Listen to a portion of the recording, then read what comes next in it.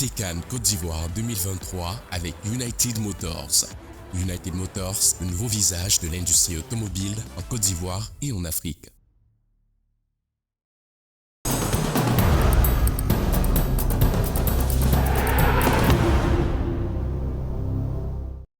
Située à 10 km au nord d'Abidjan, en Côte d'Ivoire, la commune d'Anyama est devenue la vitrine du pays grâce au stade olympique Alassane Ouattara de Bimpe, situé dans la dite commune. Cette infrastructure flamboyante neuve, construite sur une superficie de 61 250 m² avec une capacité d'accueil de 60 012 spectateurs, fait partie de 6 stades prévus pour la compétition. C'est un honneur pour la commune d'Anyama. C'est une commune qui vit la joie, le football. Nous sommes au stade Alassane Ouattara de Bimpe, ce somptueux stade qui fait plus de 60 000 places, qui a une capacité d'accueil de 10 000 véhicules. Stratégiquement, c'est un stade qui est très bien situé et c'est un stade qui va vraiment nous permettre de vivre la CAN. Afin d'être en phase avec la grande messe du football africain, les habitants de la commune d'Anyama, dirigés par Madame le maire Fatima Bomba, n'hésitent pas à mettre en exergue leur savoir-faire, notamment pour l'embellissement de la ville. J'ai toujours fait de manière bénévole, peindre les rues d'Abidjan. Donc de manière bénévole, nous sommes venus apporter une touche, voilà, un peu de peinture pour accompagner la canne. Les commerçants de couloir d'Anyama sont fiers de la Côte d'Ivoire. Nous attendons la canne avec les bras ouverts et nous allons beaucoup sortir massivement pour aller supporter les éléphants. Ce joyau architectural sera sous l'effet des projecteurs ce samedi 13 janvier 2024 dès 18h15 pour la cérémonie d'ouverture de cette 34e Coupe d'Afrique des Nations, puis le match d'ouverture Côte d'Ivoire, Guinée-Bissau. En Côte d'Ivoire, à l'approche du coup d'envoi de la plus grande messe du football africain ce samedi 13 janvier 2023, l'effervescence semble grimper dans le pays hôte. Les populations et les autorités affûtent leur dernière stratégie pour la réussite de la Coupe d'Afrique des Nations de football. Dans la capitale économique du pays, Abidjan, et comme partout dans le pays, les populations ivoiriennes se disent prêtes à accueillir l'événement continental. Chacun du mieux qu'il peut soutient l'équipe nationale. Il faut dire que j'ai la chance d'avoir été retenu parmi les bénévoles qui vont aider à l'organisation de cette belle fête qui est la CAN. Donc je serai, on va dire, au four et au moulin. Donc je vais apporter ma contribution. L'engouement il est visible. Il y a la décoration, il y a le visage du quartier, de la ville qui est en train de changer. La population est prête. Et puis au niveau de l'aéroport aussi, ça rentre de jour en jour, ça ne fait que rentrer. Donc je crois que non, la CAN vraiment sera vraiment parfaite. Moi je suis déjà prêt. J'ai déjà acheté mon maillot à 20 000 francs. Déjà voilà les quais qui sont sur mon pied. Je sais pas si vous voyez. Je suis déjà prêt. On attend seulement samedi pour se rendre à Bimpe. Alors que les grandes artères de la capitale parient aux couleurs de la CAN et des éléphants de Côte d'Ivoire, de nombreux secteurs, notamment les petits business, espèrent tirer profit de la CAN. Depuis avant-hier, nous sommes là, on vend dans les rues d'Abidjan. Bon, pas mal, on a un peu de clientèle, même s'il y a quelques clientèles qui se foutent de nous.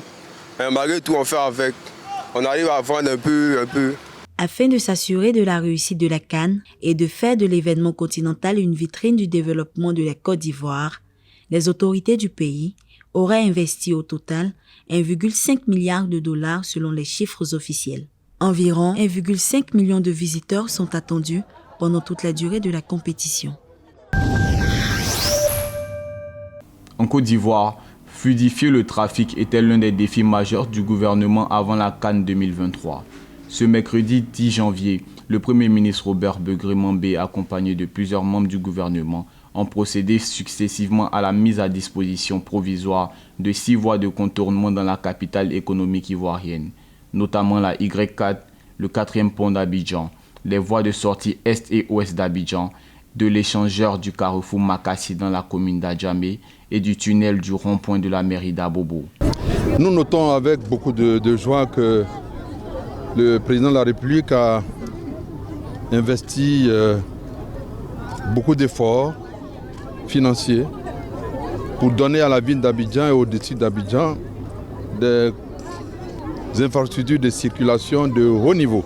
Et quand on fait aussi l'addition du coût des travaux qui ont été réalisés pour le 4e pont, nous sommes à un montant de plus de 402 milliards de francs CFA. Voici les investissements que le président a fait pour donner à Abidjan une fluidité de trafic qui améliore les conditions de circulation et pour booster l'économie urbaine et l'économie de la Côte d'Ivoire.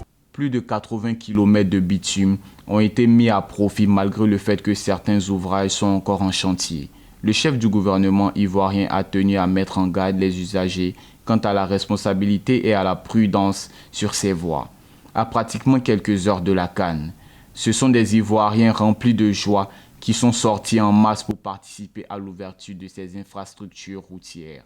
Mais ce que nous demandons à nos frères et sœurs ivoiriens qui vont utiliser ces ouvrages, c'est d'observer strictement la prudence, parce que ces ouvrages, nous sommes encore en chantier.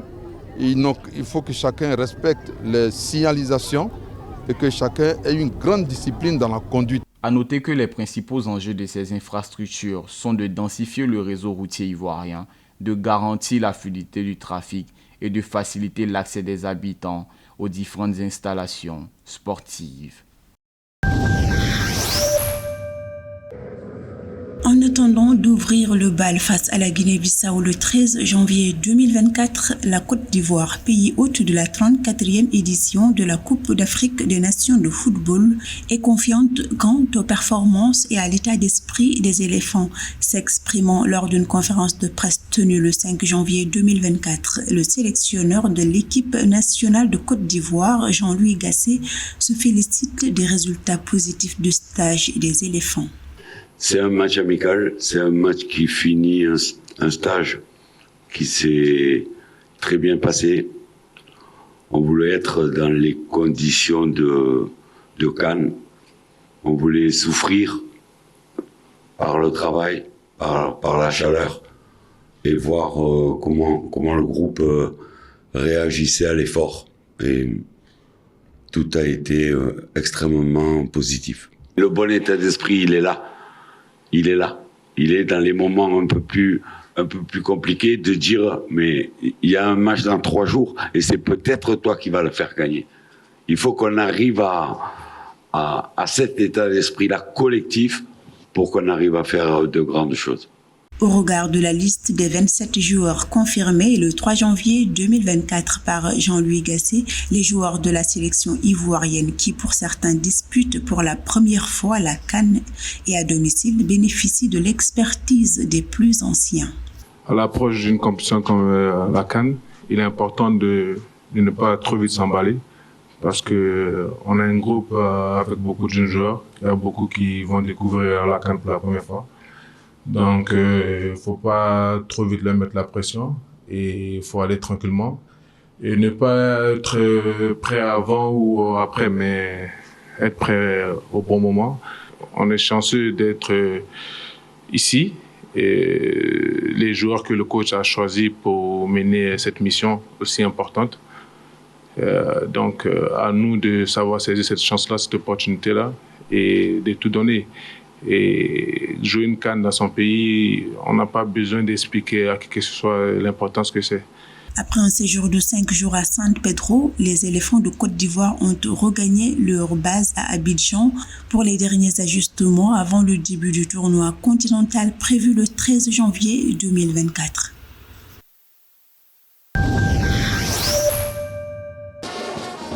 Du 13 janvier au 11 février 2024, la Côte d'Ivoire va accueillir la 34e édition de la Coupe d'Afrique des Nations de football. En plus de cette organisation, l'autre rencontre que la Côte d'Ivoire devra gagner, c'est du côté infrastructurel. Dans son discours à la nation le 31 décembre 2023, le président Alassane Ouattara a insisté sur le côté touristique de cette compétition. Avec les 24 équipes attendues, le gouvernement se dit prêt à héberger plus de 2 millions de visiteurs. La CAN représente, au-delà de l'enjeu sportif, une opportunité pour donner une nouvelle impulsion au développement de l'industrie touristique et culturelle et de plusieurs secteurs de notre économie. Conformément à nos engagements, nous avons mis à la disposition des organisateurs 6 stades de niveau international, des terrains d'entraînement pour chacune des 24 équipes qualifiées, des réceptifs répondant aux normes d'hébergement standard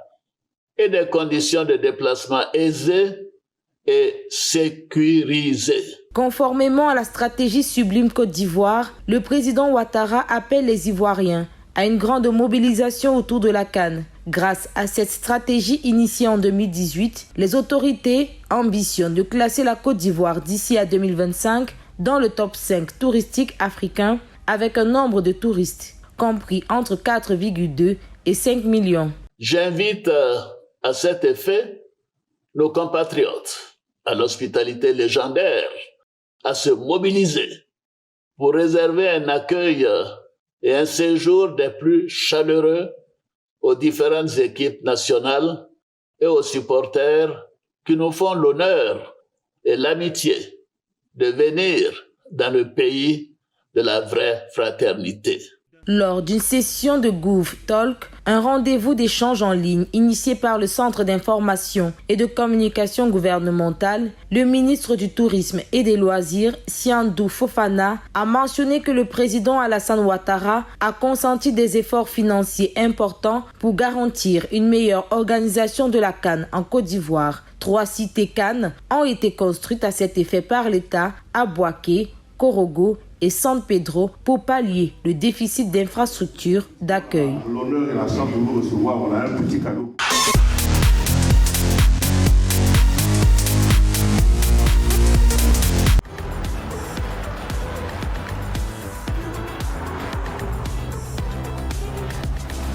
C'était le JT CAN Côte d'Ivoire 2023 avec United Motors. United Motors, le nouveau visage de l'industrie automobile en Côte d'Ivoire et en Afrique.